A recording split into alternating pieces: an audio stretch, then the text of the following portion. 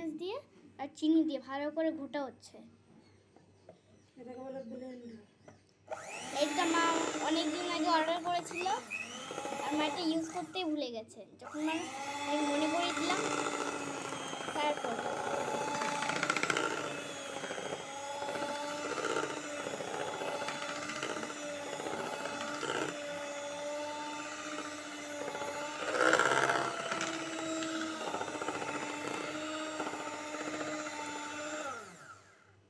তো এটা ভালো মতন মিশ্রণটা ঘোটা হয়ে গেছে।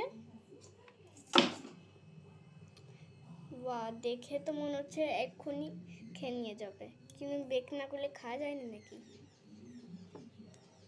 বাপরে বাপ।